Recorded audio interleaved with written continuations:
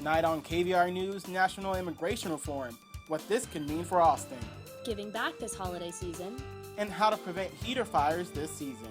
You're watching KVR News, Austin's leader for live, local UT coverage. Broadcasting live from the Texas Student Television Studios at the University of Texas. You're watching KVR News at 9, Austin's leader for live, local UT coverage. Your news starts right now.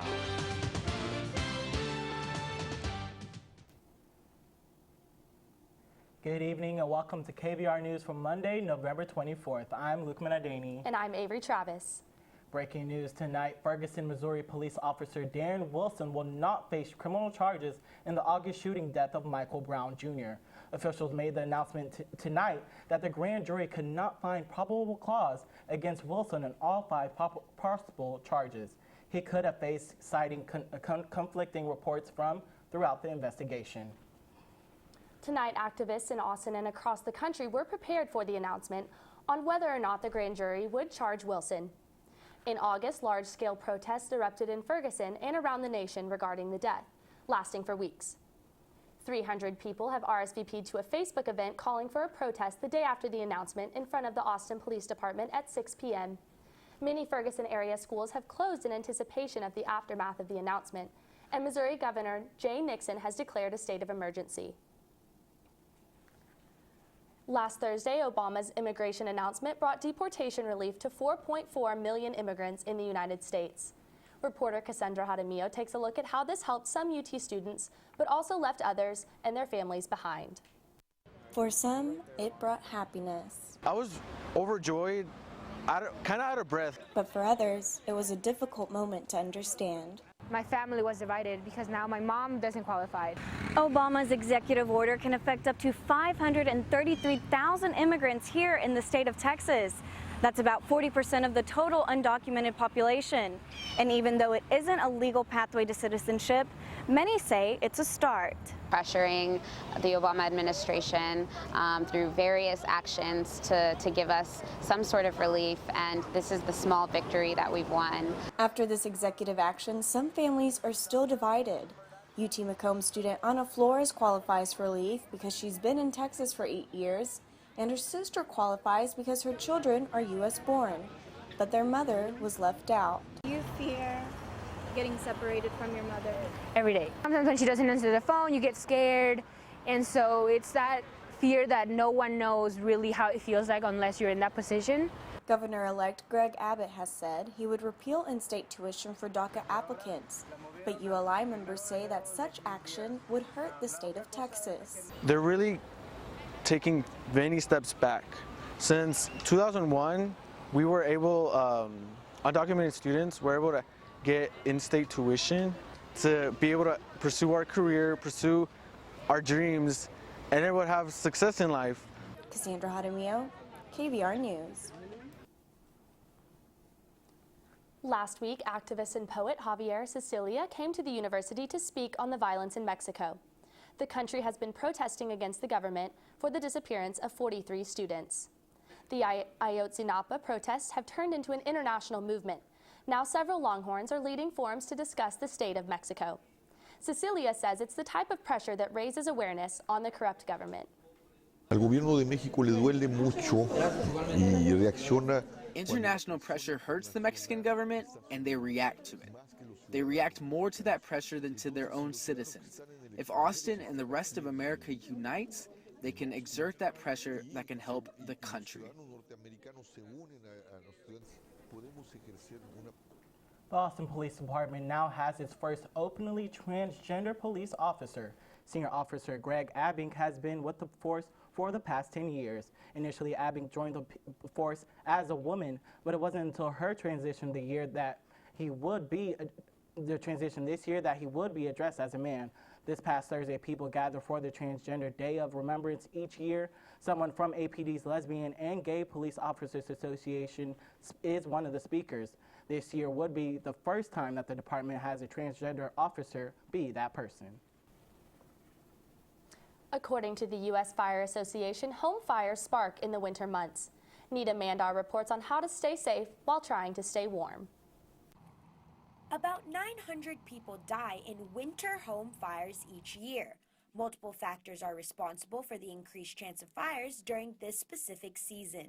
During the winter months, we do see a lot of fire starts, whether it's from our furnaces being improperly maintained, fireplace safety not being adhered to, people not disposing of fireplace waste and whatnot.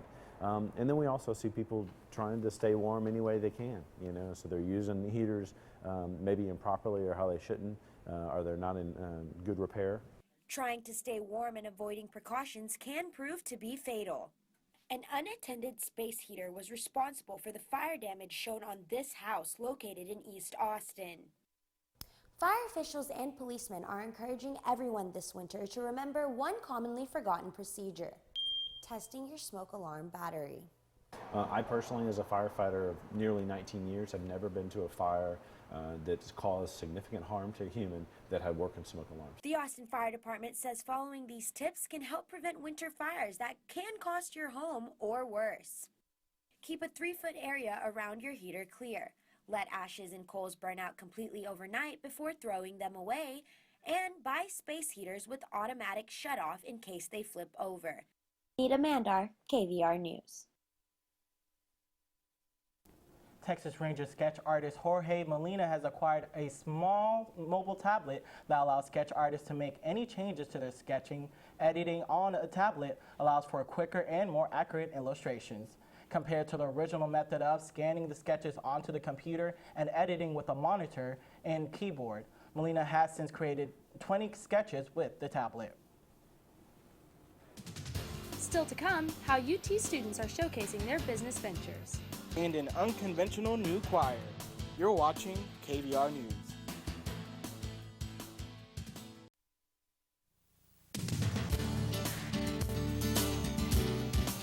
You're watching KVR News at 9. Your campus, your news.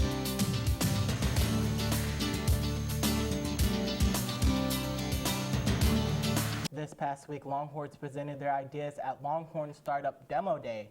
The Austin startup community came out to hear students pitch innovative projects that span the industries of health, finance, and technology.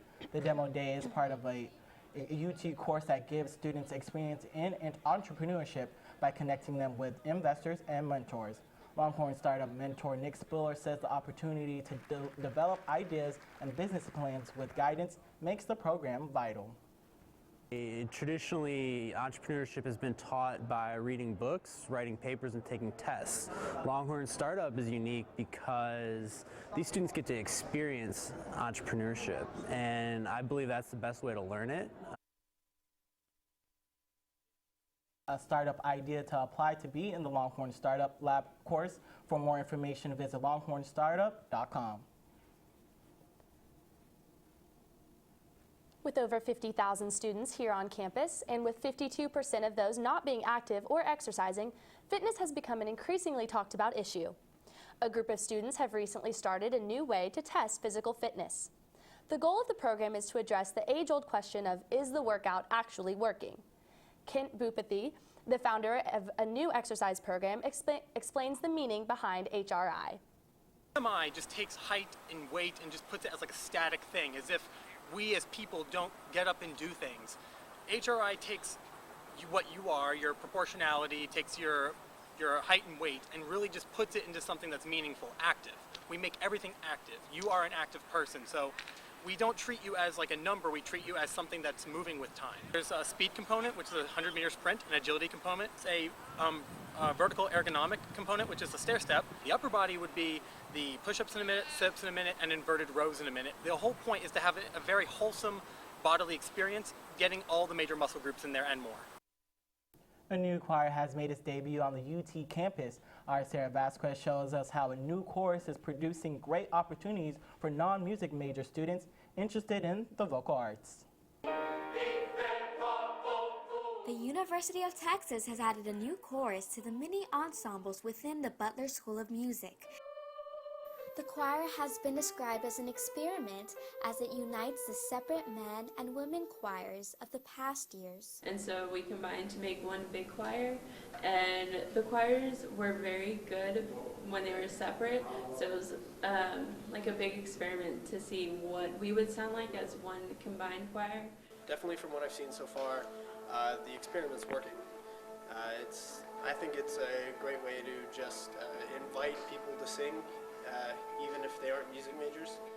The university chorus made their debut during the fall concert where they performed with the concert chorale. We spoke with the director, Dr. Joseph Boleyn, to see what his vision for the new choir is. Love music and educate them in a vast array of repertoire that spans time period and expose them to wonderful choral music throughout the century.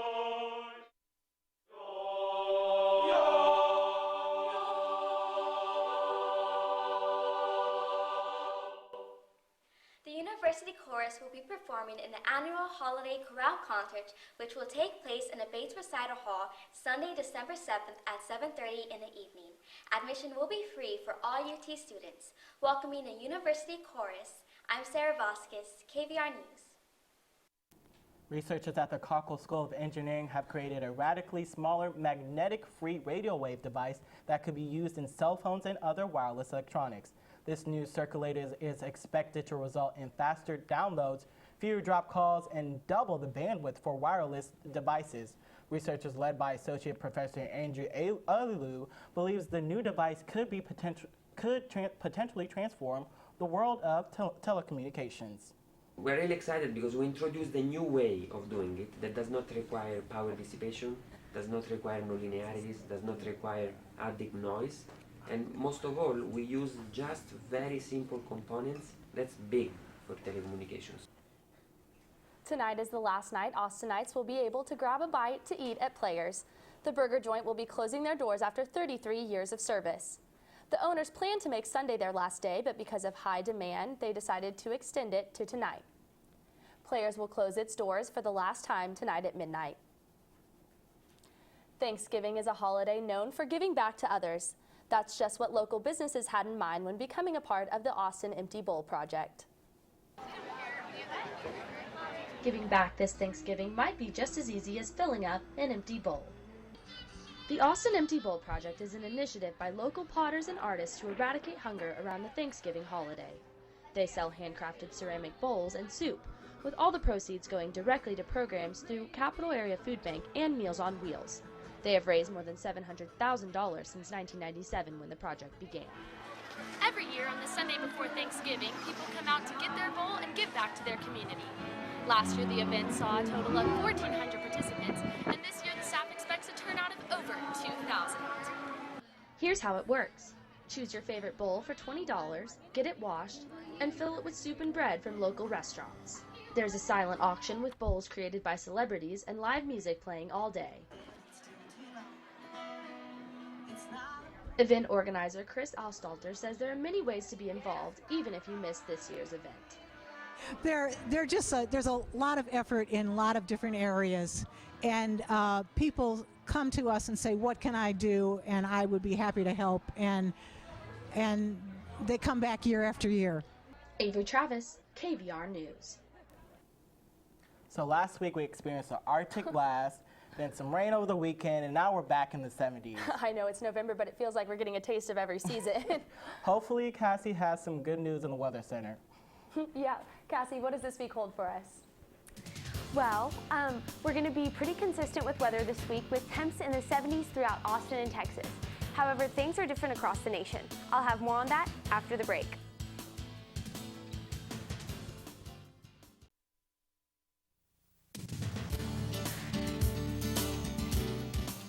Have a news tip or story idea? Call the KVR News Tip Line, 475-8181.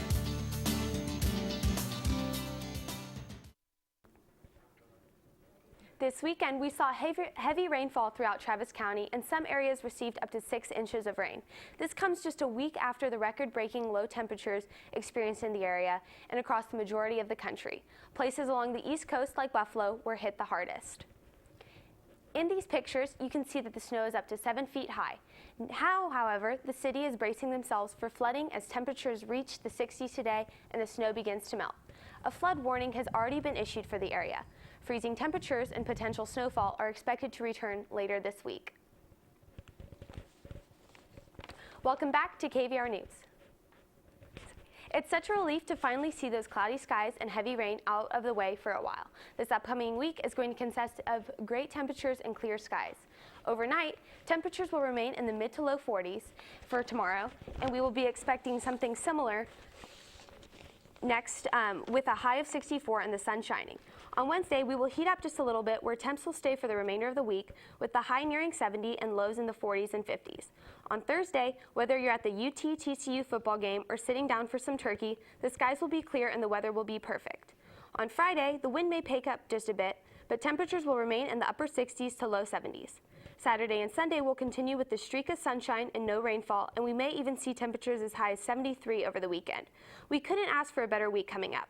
Take advantage of the sunny skies and gorgeous temperatures outside. I know I'm going to need it after my feast on Thursday.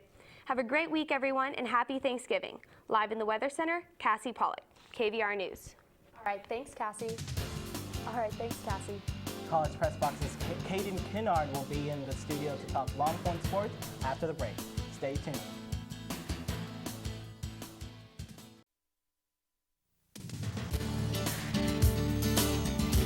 Now, KVR News at 9 Sports.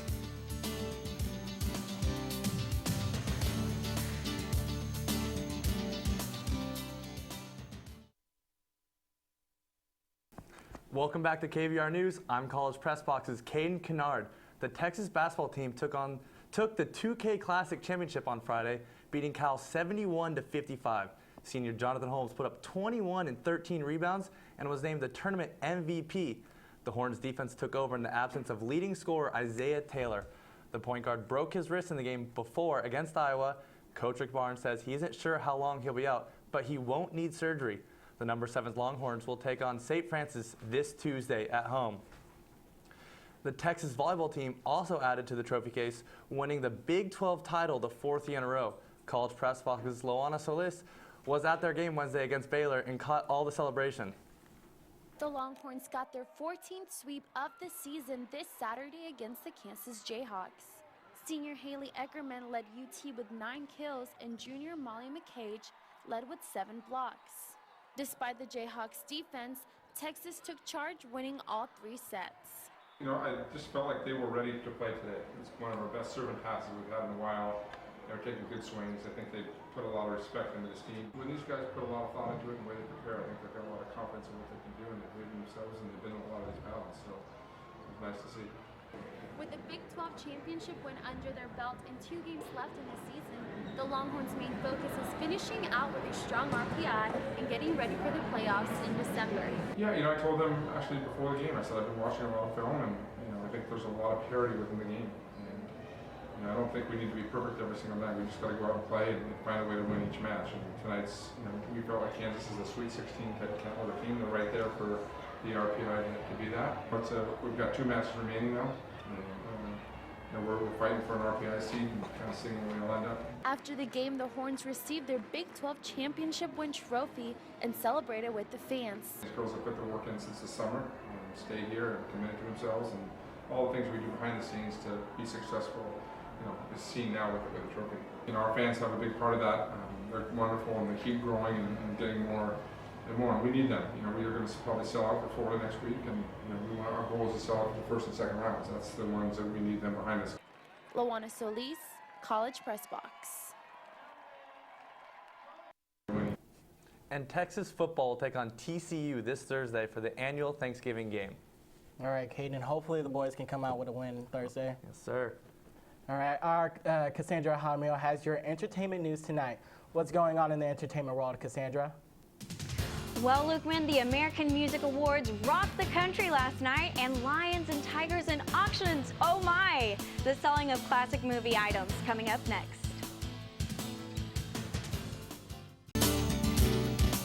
You're watching KVR News at 9. Your campus, your news.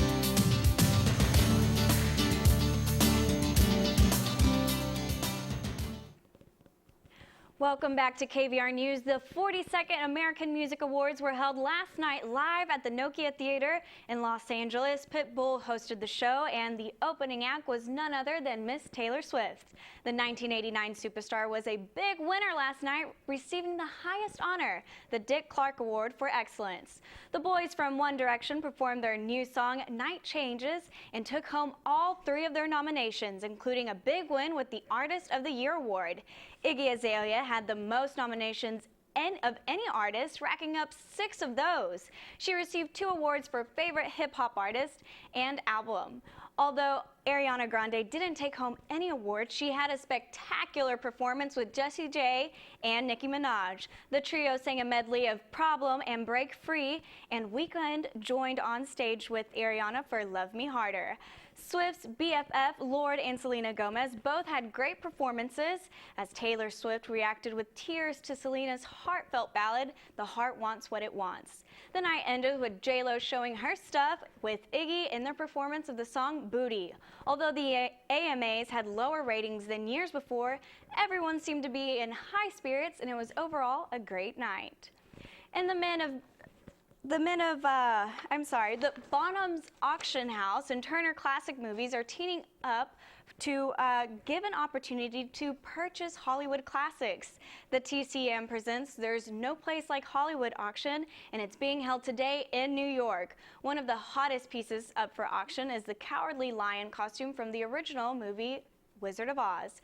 Other items include Sam's piano from Casablanca, Carl Gable's riding jacket from Gone with the Wind, and Marilyn Monroe's saloon gown from River of No Return. That's all your entertainment news for tonight. Back to you guys. All right, thanks, Cassandra, and thanks for joining us tonight. I'm Luke Manadini. And I'm Avery Travis. For news and weather updates throughout the week, you can follow us on Twitter at KVR News. Stay tuned for College Press Box tonight, coming up next on Texas Student Television. Have a great night.